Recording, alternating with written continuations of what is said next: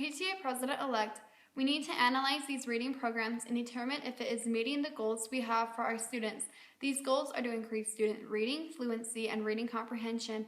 We will be analyzing data collected on each student involved in the after-school program. We will begin with the pre-test to determine their current level of fluency and comprehension. We will collect data on a daily reading, fluency, and passage, and comprehension passage, and assignments, and we will be given a post-test after.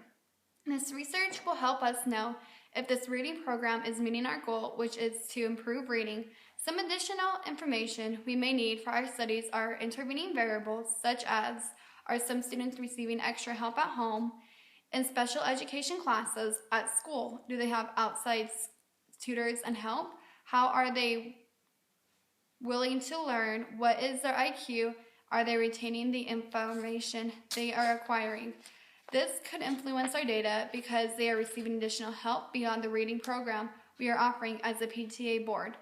We are using the variable of increasing reading help through an after-school reading program. We believe this will cause students' reading fluency and comprehension level to increase. We also need to be aware that bias may come into our studies. One possible bias is observer bias. Fluency can be subjective. For example, I may think a student is a fluent reader while another observer may not think they are fluent. Speech impediment could also influence how fluent someone thinks a student is. There could be cultural bias. Accents may affect fluency and comprehension, or bias against a culture by the tester. There could also be gender bias. Believes that one gender reads and comprehends better than another. In our study, we have to be very careful that none of these biases creep in. From this assignment, I learned that there are different things that can affect research. I learned that if we are given a test, that they can use that.